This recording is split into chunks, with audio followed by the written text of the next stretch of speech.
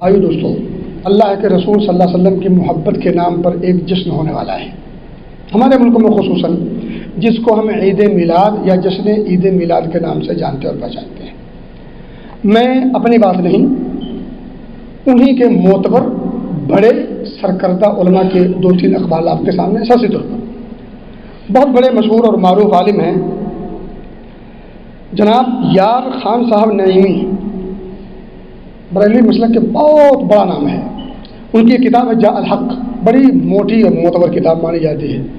اس کتاب میں وہ لکھتے ہیں کہ لم یفعلہ احد من القرون الثلاثہ انما حدث بعدہ، یہ عمل یعنی جشن عید میلاد قرون ثلاثہ یعنی نبی کے زمانے میں، تابعی کے زمانے میں، صحابہ کے زمانے میں، تابعی کے زمانے میں، تبع تابعین کے زمانے میں، ان 3 ادوار میں، یعنی آخری دور یہ ختم کب ہوتا ہے؟ 220 ہجری 220 ہجری تک جو یہ 3 دور ہے یہی اصل دور ہے۔ وہ فرماتے ہیں انما لم یفعلہ احد من القرون الثلاثہ، ان 3 ادوار میں کسی نے نہیں کیا، میرے الفاظ نہیں، لم یفعلہ احد، کسی نے بھی نہیں کیا، من القرون الثلاثہ، ان 3 ادوار میں، انما حدث بعدو، یہ بعد کی پیداوار ہے۔ اب فیصلہ آپ کر لیجئے، جو چیز بعد کی پیداوار ہو وہ دین نہیں ہوتی، وہ لیول کتنا اچھا کیوں نہ ہو، مضمون سے نہیں، مضمون کے اندر کیا ہے وہ دیکھا جاتا ہے۔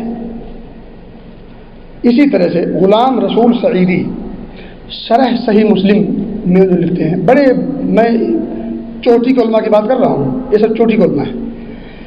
غلام رسول سعیدی شرح صحیح مسلم میں لکھتے ہیں، کہتے ہیں سلف صالحین یعنی صحابہ و تابعین نے محافل میلاد منعقد نہیں کی۔ یہ جلد نمبر 3 صفحہ نمبر 179 پر ذکر کیا ہے۔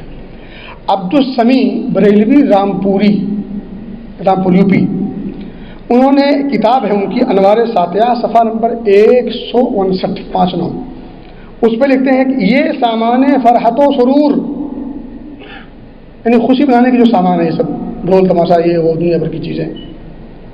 اور میں ایک بات کہہ دوں، اس میں کفار اور مشرکین کی جہاں مشابہت اور تقلید ہے، وہیں اگر آپ گہرائی سے سوچیں کبھی تو لگتا ہے کہ اللہ کے رسول صلی اللہ علیہ وسلم کی تعلیمات سے توجہ ہٹانے کی گھٹیا اور نازیبا سازش ہے، لیکن عوام بیچاری سمجھ نہیں پاتی۔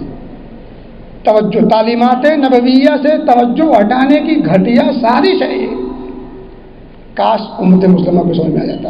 وہ کہتے ہیں عبد السمیع صاحب انوار ساتیہ صفحہ نمبر 159 میں کہتے ہیں یہ سامان فرحت و سرور، اور وہ بھی مخصوص طریقے کے ساتھ، اور اس میں خاص وہی 12واں دن میلاد شریف کا متعین کرنا بعد میں ہوا ہے۔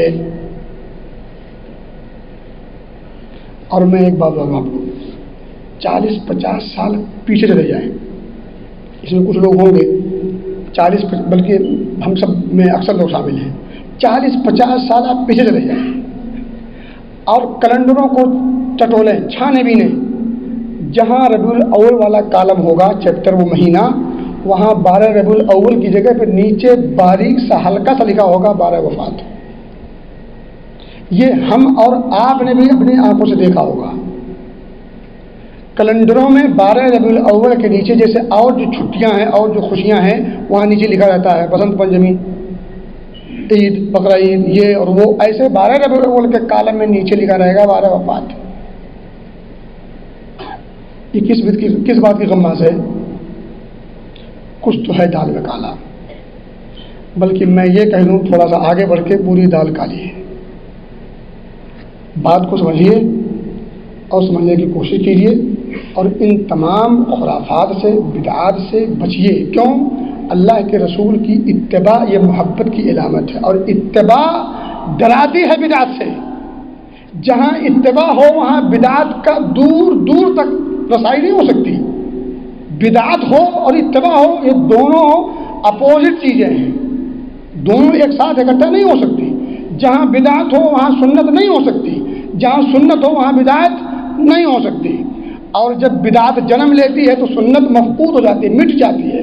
کتنی سنتیں آج ہم سے مٹ چکی ہیں، وجہ یہ ہے کہ ہم نے بدعات و خرافات میں اپنے آپ کو اس میں لت پت ہو چکے ہیں۔ تو لت پت ہونے کی وجہ سے بدعات میں سنت نے اپنا راستہ الگ کر لیا ہے۔ میرے بھائی دوستو، جو پیغام دینے کی کوشش کی گئی ہے اس کو سمجھنے کی کوشش کیجیے گا، اور تھوڑا سا ٹھنڈے دماغ سے سمجھنے کی کوشش کیجیے۔ یہاں بات یہ نہیں ہے کہ کسی کو محبت نہیں ہے، منانے والوں کو بھی محبت ہے، جو لوگ نہیں مناتے انہیں بھی محبت ہے۔ منانے والے محبت سے مناتے ہیں، ہاں محبت سے مناتے ہیں، لیکن نہ منانے والے بھی محبت کی وجہ سے نہیں مناتے ہیں۔ اب یہ محبت دونوں، ایک آدمی عمل کرتا ہے، دوسرا آدمی اسی چیز کا انکار کرتا ہے، اور دونوں محبت سے کرتے ہیں، ایسا کیسے ہو سکتا ہے؟ وہی چیز کا کرنا محبت ہو، اسی چیز کا انکار اور نہ کرنا محبت ہو۔ اس کا مطلب یہ ہے کہ کہیں نہ کہیں کچھ غلط فہمی ہو رہی ہے، یا غلط فہمیوں میں ڈالا گیا یا پڑ گئے، جو بھی ہو ان غلط فہمیوں سے نکلنے کی کوشش کیجیے، تحقیق کے جستجو کیجیے، پڑھیے، اپنوں کو پڑھیے، دوسروں کو پڑھیے، سب کو پڑھیے، جو چیز اچھی مل جائے اسے قبول کیجیے، یہ مومن کی منشدہ چیز ہے۔ اللہ میں سمجھ کی توفیق دے۔